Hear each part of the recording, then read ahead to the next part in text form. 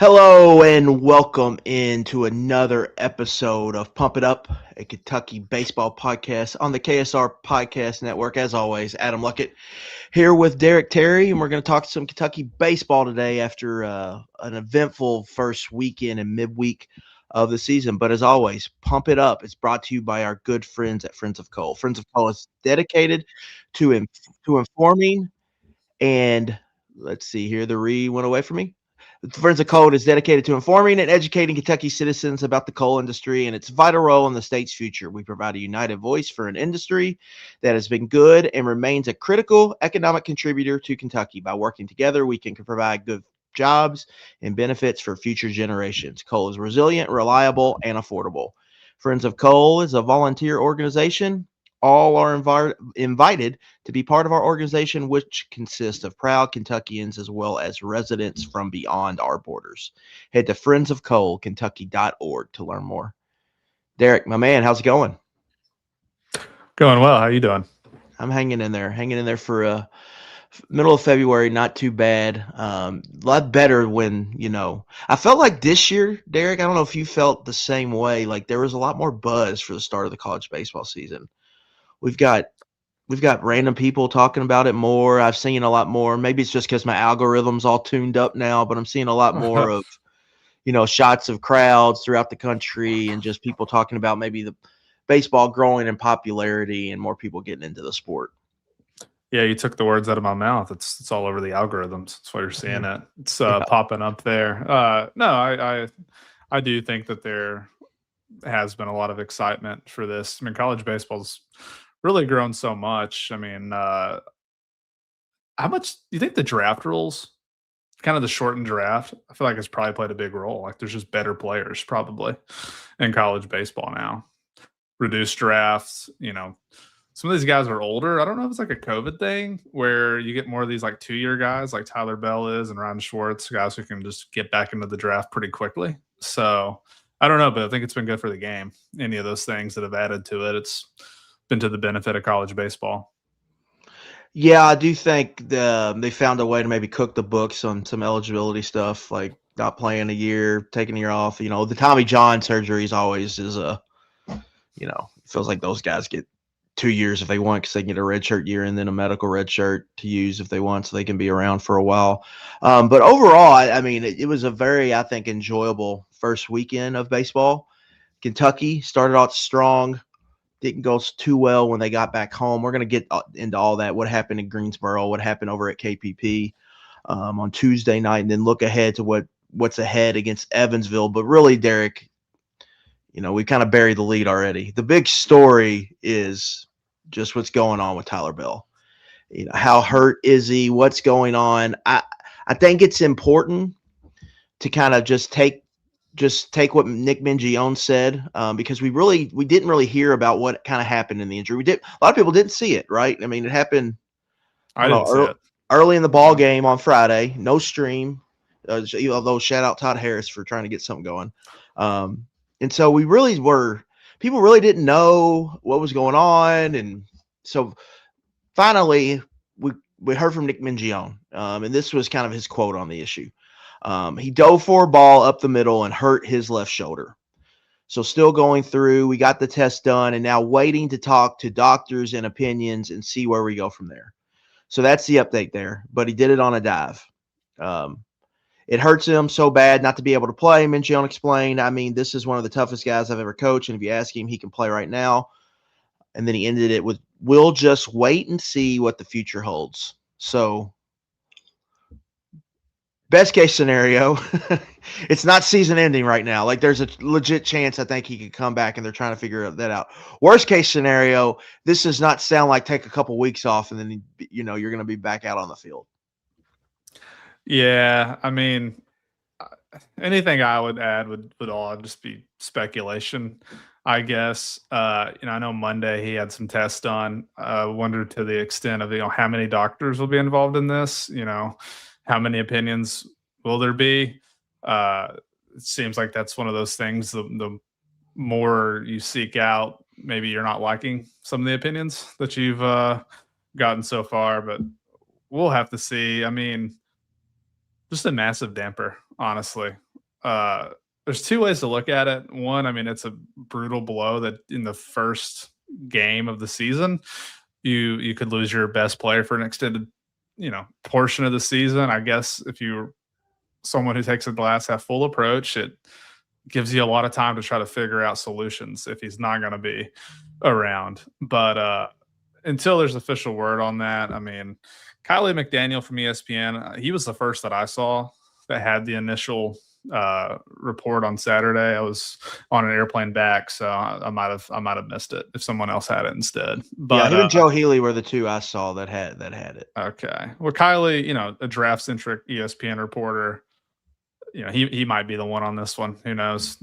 Through the agent, if they're seeking out options, trying to figure out what to do next, he's pretty plugged in. So my end, I've not heard nothing to add, nothing that's not been already said on the record. So for UK fans, you're really hoping that it's not the worst case scenario and that you will see him again at least a few more times in a Kentucky uniform. Yeah, something about shoulders this year, man. I don't know. Not a good year. Not a good year. I even think Cutter banged up his shoulder there towards the end of the year. In the Vanderbilt game, just the shoulder. I mean, the shoulder doctors are getting some work. Not a good year for shoulders, and it extends, right? Did Lamont Butler start? I know people before have had shoulders, but I feel like he's kind of the first one that I remember it becoming a big issue. He got the ball rolling and it's not stopped. Right. It's just shoulders. It's been bad. To me, it's like it's really complicated and it's a layered situation, right? For you wanting to get back so he can play on this Kentucky team, but Mang goes right to the draft. Like it just does. Like, what does this mean for his, the draft decision? How much does the MLB draft, like, I guess, compared to these other drafts, do they want more kind of college player? I would assume they want to see him play this year. If they're going to spend a first round pick on him or a high first round pick on Tyler Bell. So it kind of, to me, it complicates potentially the draft decision. I mean, we'll have to see how it all plays out. It's just an issue. And I think it really tests Kentucky's depth here, just kind of keeping it in the season on Kentucky. It really, I think, tests their depth and really thins them out a little bit. And you're losing a huge portion of a guy you were counting on to, really produce on offense. And that, to me, is where it really hurts them. It really does. I was thinking about that before I got on here. That's a great point to bring up. I mean, Ethan Hendel's already moved to second. He is not a traditional second baseman. You could have Tyler Cerny, if he wanted to, go back to the middle infield. But he did just spend the last, 4 months being a third baseman. But this should be a natural transition for him. It's not been that long since he was playing middle infield. Caden Cloud, a freshman, I know he got in on Friday's game. He could be a longer term solution potentially. That was, just talking with some people around the program, just throwing it out there. Hey, worst case scenarios. This is before the season even started. Just throwing it out there. Like if you had a middle infielder who was out for an extended period of time, one person thought that Cloud might, be the long-term shortstop if Bell was going to miss time. So you maybe can read into that potentially that he's not, moved there yet, which they've played, I guess, just 3 games since. And they didn't know anything on Tyler, until I got back to Lexington. I had the test on Monday. So, but beyond that, Adam, there's like nobody. It's for some freshmen potentially who aren't ready, quite frankly, to step in and play a longer, play a big role early in the season. So, Lawrence, he's got shortstop experience, and Cerny does as well. And then Cloud's kind of next up. But you basically have 4 infielders now, I feel like, for 3 spots over there. And when it comes to second, third, and short, and that will test them, I think, especially if you do have to go with Cloud at some point. It's kind of a wild card, right? Like, they like him, but I don't think he was quite in the Van Cleve and Owen Jenkins tier. Clearly, it was going to be harder for him to get playing time with how loaded the infield was up the middle. But he's close. Like he's certainly, I would say, third out of this freshman class. So if he's forced into action, maybe he can surprise. But I feel like they're probably going to stick with this Lawrence Hendel combo as long as they can, if it needs to be something that we see over an extended period of time. Yeah, I was a little surprised that they didn't just throw Cerny at second. I mean, the way they talked going into the season, it was like neck and neck with Hendel at Mhm. third. So why not just play Cerny at it? But again, maybe that's what they will do if this is a long term kind of thing. Because I get why you don't want to move Cerny if he's trained really these last few months to play third, and then move him just to move him back. And if Bell could come back in a couple weeks, because he needs those reps specifically early in the season when they have some of these games not before you I'll, get SEC play. I'll throw in too. Hendel and Cerny were working at first as well. I don't know that was something that we were gonna see, but if with how much competition there might have been in the preseason at first base, like someone like Hudson Brown might become even more important. Like it just might not be as easy to remove someone like that from the lineup if for whatever reason they needed to, and it could affect other guys. They have Carson Hansen, he could play outfield, and Braxton Van Cleve was practicing at first. These guys are left-handed, so it's not like they can factor into any other positions besides, first and outfield in that case. So, I mean, there are, ramifications here if this is an injury that's going to be long-term. Yeah, and I kind of just want to we'll get into more, I think, just kind of the impact on offense, because when we get into Morehead State, we're going to get later in the show, because that game kind of played out my biggest fear of this team, specifically offensively, when they get into some of these better games. But first, I kind of just want to unpack just really what we saw from the weekend in the sweep, Derek, when you kind of, not watching, but you kind of dug into the box scores, whatnot. Were there some things that really stood out to you from what they were able to do in Greensboro? Yeah, I broke this into two. I just had like main takeaways and then just the stats, some of the numbers. But some of the main, I mean, Owen Jenkins earning starts in 2 games. That was not something I projected. I mean, I knew he was going to play, but to the extent that he was going to be a starter, and then we're going to get to Morehead, like you said, but you're looking at a guy who, as a freshman's now started 3 out of their 4 games. So that was one of the main takeaways, something that I think everybody was looking for on opening day, who would be out there as a catcher. And with UNC Greensboro having a lefty on the mound, that pretty much made it to where it was going to be Jenkins or Taggart Tyson. But that was a big one that I thought. Jackson Jelkin, I mean, the stat line on a pitch count went out, no trouble at all. 10 strikeouts for he delivered what you wanted to see. I feel like just an excellent outing in a season opener, and really overpowered a team that he should have, I think.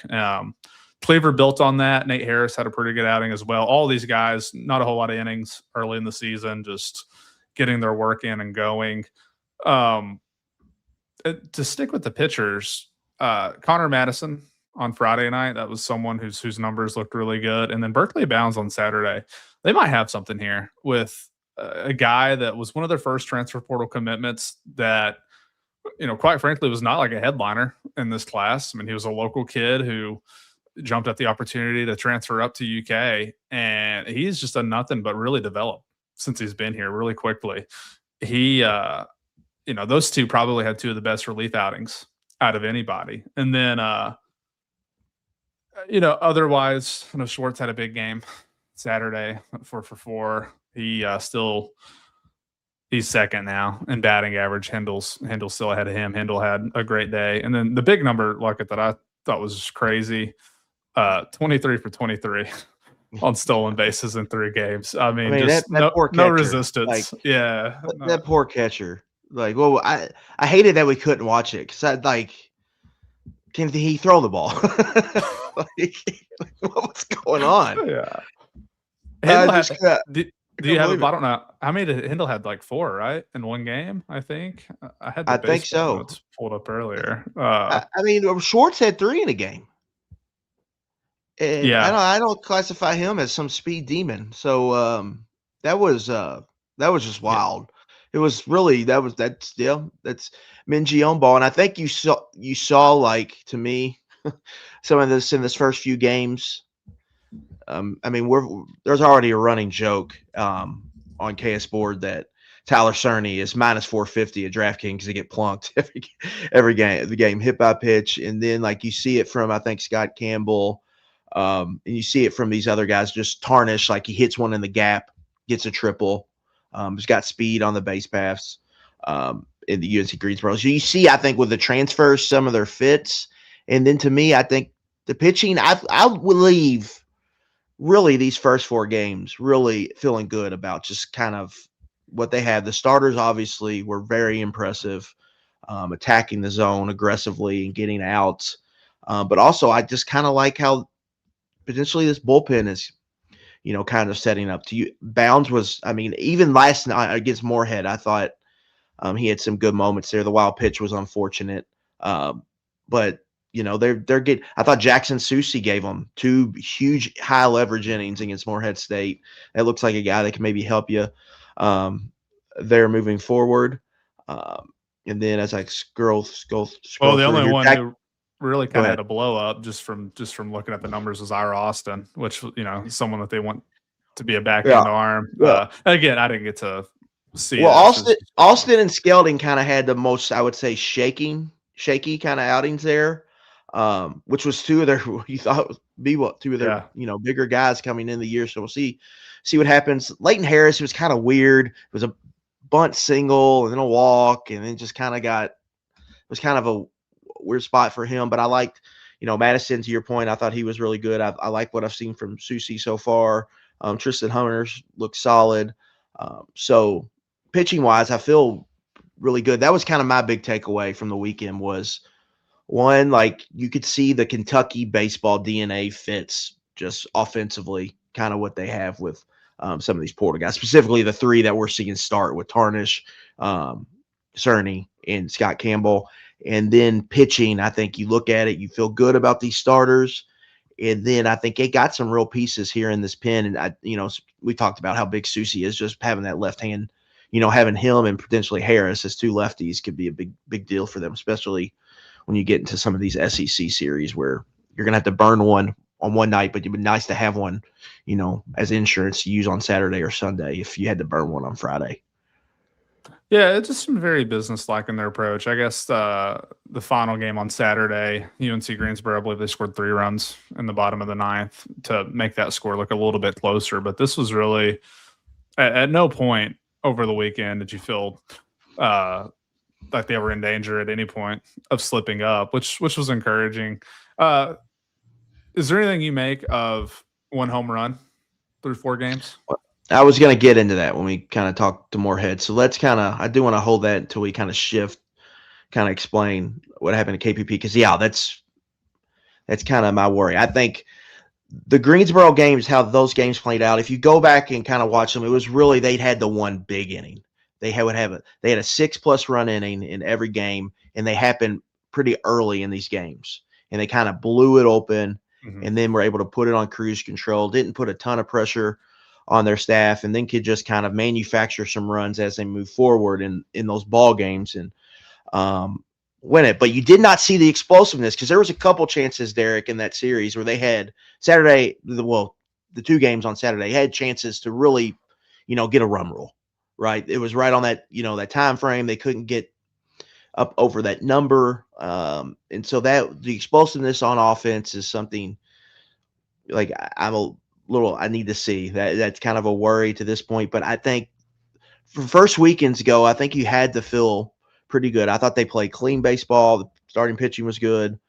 The bullpen had, up and down moments, but you saw as much good as you maybe saw not good, in my opinion, in that first weekend.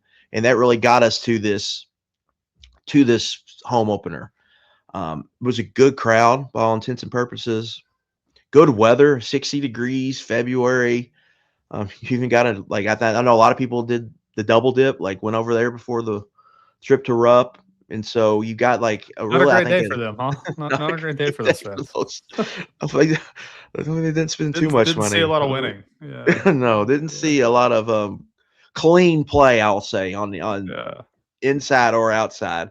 But to me, that game, Derek, it was kind of to me, it's a traditional midweek game. All right, starter, a little shaky, goes 3 and change. You have to turn over the bullpen. The bullpen hangs in there, gives you a chance, and it's just a game where you got to score 9 runs. When score 9 runs, win the game, or score 8 runs, win the game. And to me, the difference in the game was at the end of the day, Morehead hit 2 out, Kentucky didn't. And then both lineups kind of scratched and clawed to get runs in.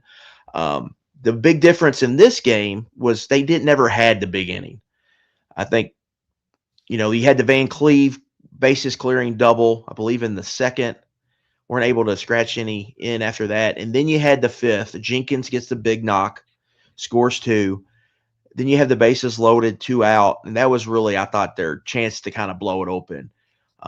And they weren't able to do it. And I think, Mingione said after the game, we had our chances. You just got to, we got to deliver. We couldn't find the big hit. But if we keep, getting traffic on the base paths, those are going to come, and we're going to be just fine. But I do worry, just full stop, like, sooner or later you got to get up there and just whack one out of the park. I think the World Series team, one of the things they did had, I think they kind of, that offensive, like the lack of, I think, power kind of got exposed as they gotten deeper in the tournament. But one thing they had throughout the season was, I thought, Ryan Nicholson just could get up there and he could hit a home run at any point. And it really, heck, the NC State game, they don't win that game unless he goes oppo, in what it was in the ninth to tie it, and then they hit a home run to win the game. So that is, and then you consider Bell's out of the lineup. Everyone's moving up a peg. With that comes more responsibility. Can you kind of hold up? And where's the power come from? I think we've seen some from Cerny. Van Cleve almost got one out of there too.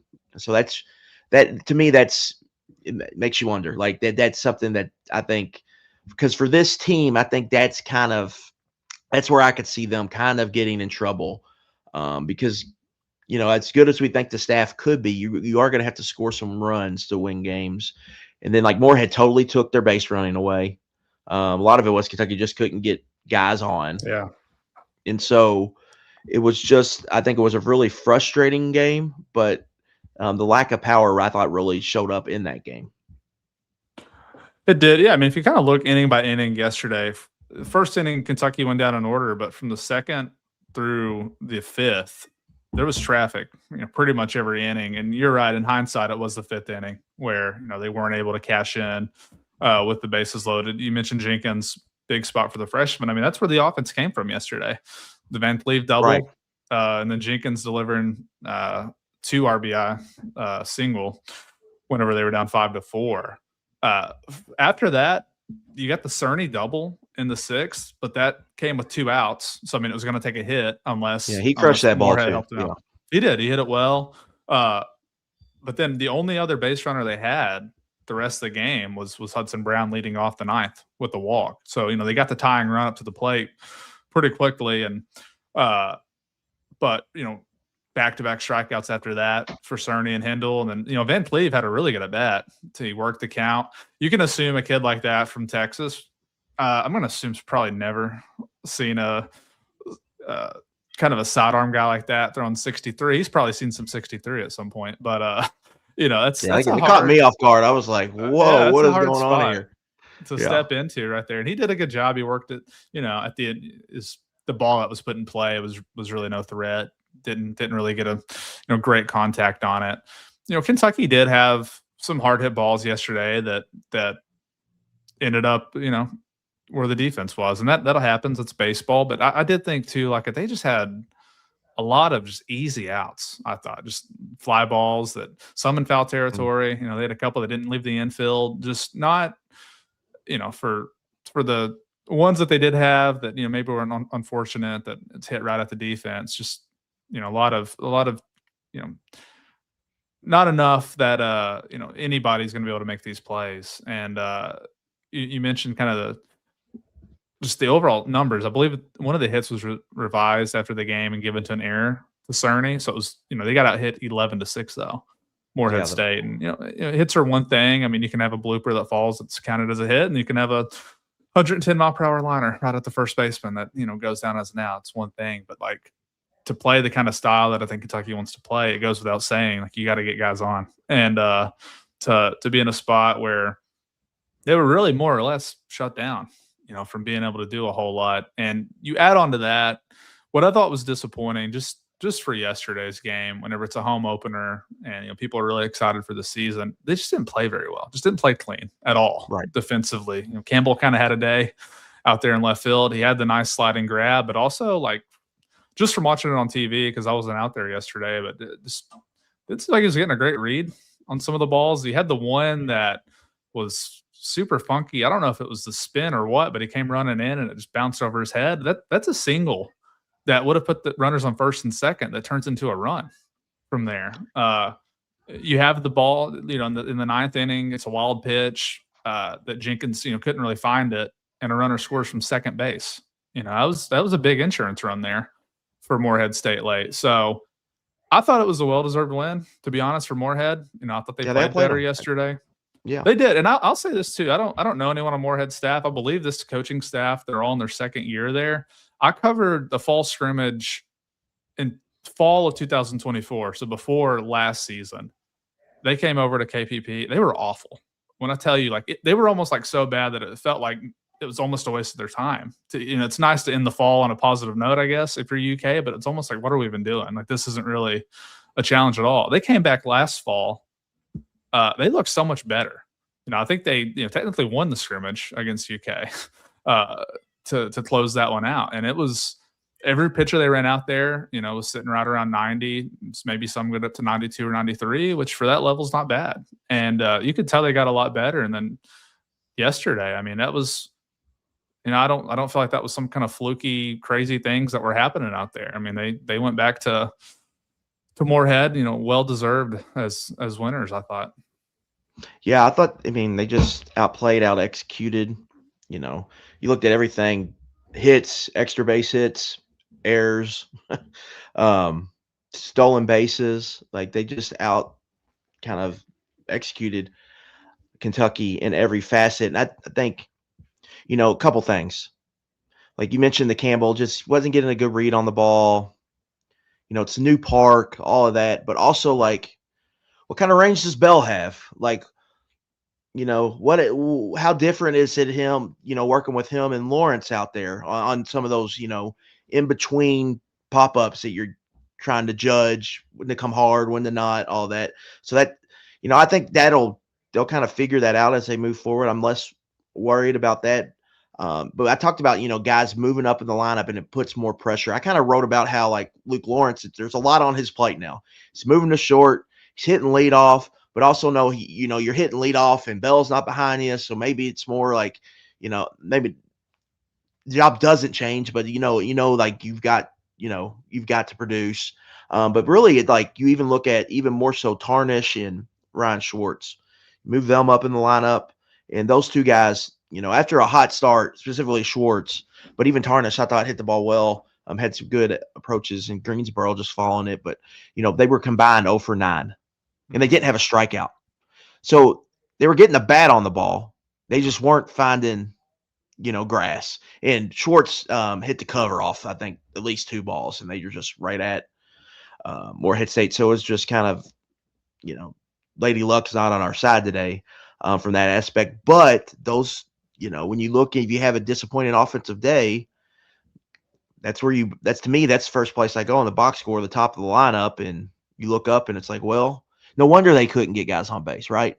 Their top guys aren't getting on base. And so, you're going to need better than that. But, the one lesson I would give everyone, because I think there was more people I feel like that were following Kentucky baseball, specifically the season opener in the past. These midweeks are effing weird, guys. They do get weird, and the best teams lose randomly to these games. They're kind of one of the more unique things I feel like about the sport, because you've got Kentucky goes to Eastern Kentucky, right? And you've got all these, Florida, I think, was at Stetson this week. So you've got all these big brands going to these in-state schools that then, basketball and football, they would never play. Football is a little different, but basketball, they would never play. But they're going on the road and all this, and these games are weird. You're kind of it's kind of like in football, it's just like if you just played your 4-string quarterback. Just on a if you play 2-hand touch midweek game, we're going to play our 4-string quarterback today. So they can get weird and funky, and they can get high scoring. And I think for Kentucky, they did not play clean And then offensively, I thought they caught some bad luck, but I think their lack of just being able to hit the ball at the ballpark showed up there. Now, I'm not saying that's going to be a total weakness for them this year, but you don't see like the clear like, oh, Big Bopper is not on this lineup. And so as that plays out over a full season, just specifically with Bell out, you've got to have so many guys really playing to the peak or maybe even going above. And if a couple of those fall short, then you could look up and offensively you could have some issues, I think, over the duration of the season. I agree. Still without Carson Hansen, he's not played yet this year. I mean, he'd be somebody that, if you were to insert him in the lineup, he's probably, your best projection there to hit some home runs. I think they have a guy, Schwartz. He's one who certainly is profiled is to probably hit more home runs than we did last year. I don't know that Hudson Brown's necessarily that guy. I mean, he's kind of more hit over power, but he certainly has it in him he's going to hit a few. If Braxton Van Cleve plays enough, like just with that swing, he's going to hit some home runs. Yeah. I don't know how many it's going to be as a freshman, but he'll be able to provide a little bit. And he's someone who's going to be, hitting towards the bottom of the order anyway, somewhere in the probably 6 to 9 range. One other thing to point out yesterday, just Chase Alderman making his return was encouraging for him.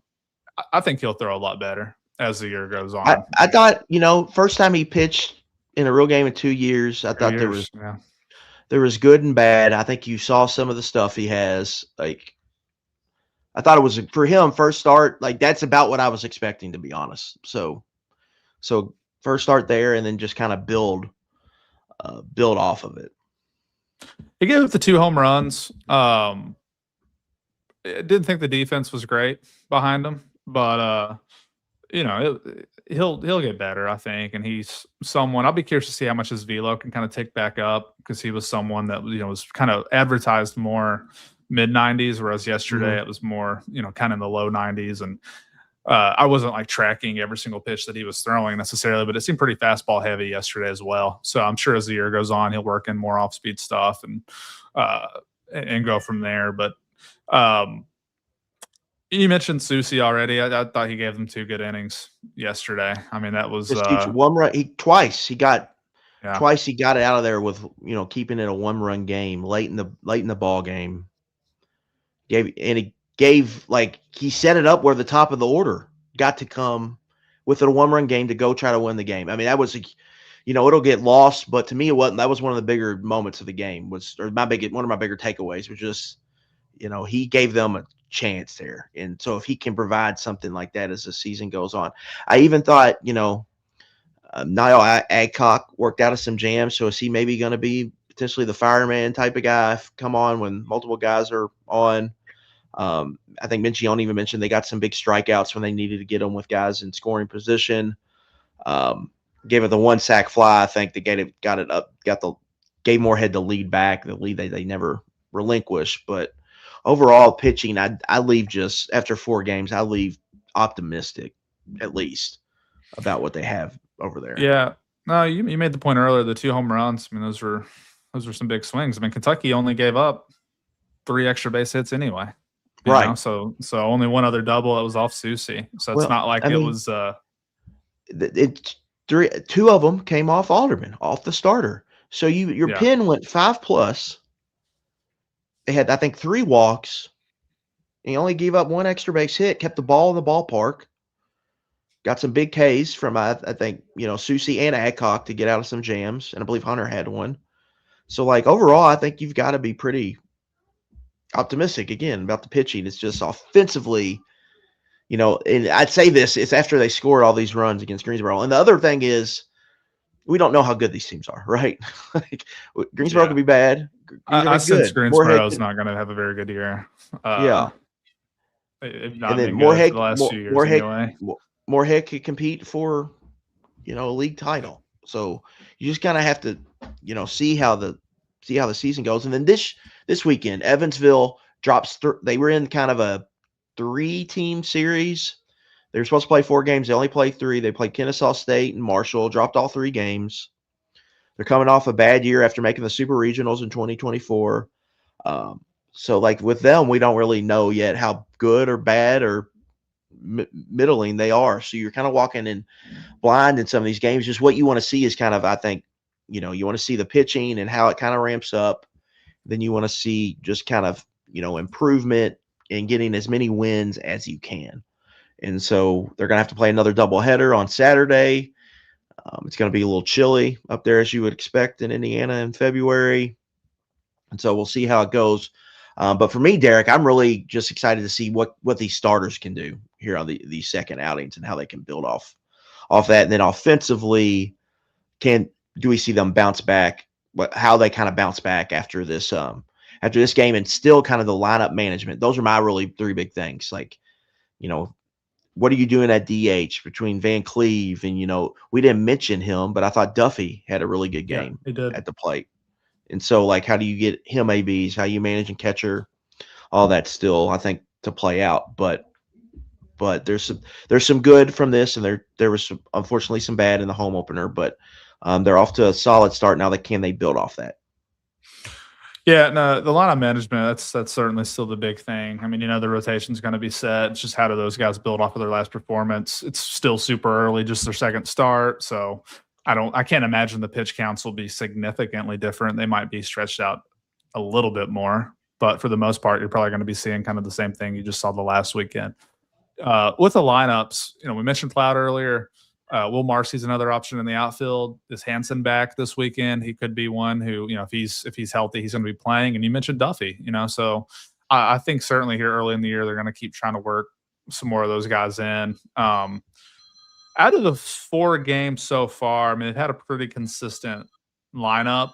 We mentioned Jenkins had 3 starts. In terms of the guys who have had 4 starts, it's been Hendel, Schwartz, Brown, Cerny, Campbell, Lawrence, and Tarnish. So, I mean, that's shaping up so far. I mean, you might see some outfield shuffling once Hansen's back. So that will be something to watch for sure. Tagger Tyson didn't play a whole lot, but he's another guy who, especially if these games get lopsided as well, that's always a great opportunity to work other guys in and go from there. But and also for the pen too, you mentioned Leighton. He had a very short outing. It's the only time he threw. Is he someone who, if they get a more comfortable lead, does he get stretched out a little bit more? It's someone who's going to need to have some innings there as really the only other left-handed option with Susie. So there'll be plenty for us to talk about next week, I think.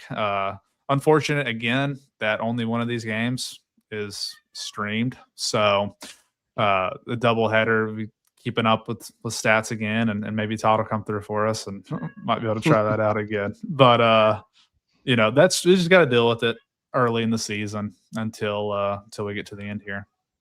Until they get to most of these games at home, they're all going to be televised, thankfully.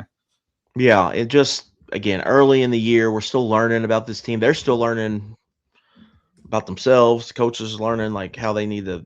What their teams are and how they're going to attack. To me, early in the season, it's just about, you're going to have some rough patches, and you'll I would challenge you, if you haven't done it before, just kind of go and look at scores around the country. Like, teams drop these games and things get weird. But it's really early. I mean, Auburn lost to Cincinnati, Coastal Carolina, 8-0. Charleston. Yeah, I mean, it's not great, but it does happen. So. I mean, Missouri, what was it? They lost 2 to Mount St. Mary's and then beat them dropped $1 trillion on them. Yeah. The damn lineup's going to be hitting 500 for 6 weeks from that game. So it gets wonky, and that's part of I think some of the beauty of the sport is these midweeks and what they get into, and just really for Kentucky, I think we're going to start to learn a little bit more, have a big midweek next week against WKU after the Evansville before they host St. John's next weekend for the first weekend series at KPP. But again, it was we learned a lot this first week, and I think we're going to continue to learn. I think, I leave feeling good about the pitching. The Bell injury I think offensively, it just changes some things and it moves everyone up. And then maybe it causes more shuffling than maybe they were previously going to have to do. And so just how they manage it is going to be interesting, because you really want to figure all that out, because you play Alabama in the SEC opener 3 weeks from Friday. And so you really get into it pretty quick here. And so they've got these next few weeks to kind of, get their bearings and figure out how to go attack once the league games start. I mean, if we're gonna do a Reds corner today, do we have to tie in Austin Kearns for Aubrey? Just Yeah, yesterday for Morehead. I know. How about that? Aubrey finished 3 for 5. The 3 RBI, obviously had the double and had the home run. So yeah, he was a problem for them. One of the first Reds teams I remember. Austin Kearns was out there, and I think he still lives around this area. Well, I thought he area. I remember reading that he was the head coach at Lafayette now. He's right in town then. I didn't know that. I don't know if that was maybe last year, a couple years ago, if he's still doing it or not, but I believe he's the head coach. Maybe not Lafayette, maybe Jessamine. It might not be Lafayette. Maybe it's like West Jessamine or something. East Jessamine. That is where Aubrey played. My my college or high school baseball kind of coaching knowledge does not extend beyond the 13th region. So I don't know if he's there or not, but no, huge game for him. And I want to say he had a pretty good fall too against them. So maybe he just likes coming back around strong here. Over there. Yeah, absolutely. Absolutely. And even the starting pitcher whose name's escaping me was a Lexington native. So that was probably they partied hard in that celebration on the field. You can't really blame them. No, it's a huge win for their program. To beat a ranked team, and like I mentioned, I think that program was in a pretty bad spot not too long ago. So I'm sure pretty validating to come back over here and get a big midweek win. I don't know what the rest of their schedule looks like. I don't know how many more games they're going to play, against teams of Kentucky's caliber. So always a big deal. Like resume wise, if you're Kentucky, will probably end up meaning nothing, honestly. Just, you're going to be determined. The results will be based on how you do in the SEC for the most part. It's whenever you kind of end up on the bubble that you kind of wish that maybe some of these games would have gone the other way. But for the most part, there's so much time to correct anything like that. But for Morehead, that, could end up being RPI wise, that might end up being their top win of the season. Probably will be, most likely. Well, to me, Kentucky, you're going to play a ton of those kind of midweeks. So, as long as you win, you don't have to win them all, but you don't want, there's a number, and it's hard to categorize this early, but there's a number that you don't want to get past losses, I think, when it get in those midweek kind of mid-major opponents, for lack of a better phrase. And so that's just watch. One's not going to hurt you at all, and things get weird. You're going to lose some of those games, but you kind of just got to, you got to bounce back, and you can't let it affect you too much. And what happens on Wednesday, I don't think is necessarily a great sign to point to what's going to happen on the weekend. Things change. The pitching's totally different. I think even some of the strategy is different from midweek to weekend. So that's just something to keep in mind as we move forward. But Derek, do you have anything else before we get out of here? You mentioned maybe some people new to college baseball. The best team Kentucky's ever had in baseball just got walloped back-to-back games by Kennesaw State in 2024. I forgot about that. Yeah, that's right. Beatdowns. Wasn't that it? Yeah. Was that it? Was that in Lexington? It was. They got beat 13-1 on Friday and 10-2 on Saturday. And basically went nuclear after that, though. They only lost one more game. They actually lost to Missouri on the road, too. Not a very good Missouri team. But that team also lost at Samford, in a midweek. So it's going to happen. I think the timing is the tough part, because I do think there were a lot of people really interested in watching this and going in. And but, my only other closing thought, I don't want to sound like a curmudgeon, but one of the best things MLB has done is the pickoff rule. I would love to see that come in to college baseball. You might shave some of these 3.5 hour games down a little bit, but that's my only rule change. I'm just glad we got out of there before we hit the 4 threshold. Like if we get out of there under 4, it's a win. I think it was 3:37 was the final time. That's the other thing. You got to lock in on these midweeks if you're going to watch, because you're going to be sitting down for a little while. Conference games Sundays can get a little wild depending on how many pitching Right. pitching changes there are, but typically these Friday and Saturdays move pretty quickly, and it's pretty good ball. But yeah, these midweeks, I mean, like last night, if you watch the game, you got to see a kid come in a college baseball game throwing 63 miles per hour. Like you just don't get that everywhere else. So you gotta enjoy that, see the different looks, and just the excitement. I mean, I don't know how much it comes across on the streams, but if you ever go to a game, I mean, the dugouts. I mean, you mentioned the weather was not bad at all, really, for Lexington in February yesterday, but like these kids are just all about it, man. Top step of the dugout, locked in, and there might be 500 people left in the crowd by that point. So it's a different kind of sport that has some different results every now and then, but it really is a lot of fun, and hopefully people kind of take it for what it was yesterday, and know there's 50 something games left that you won't even be thinking about this game come May, I promise. Yeah, absolutely. And the fun hopefully has just begun. Hopefully we get some more fun times, but no matter what, we'll be back here to talk about it all every week at Pump It Up. That'll wrap us up for now. We'll see you guys next week.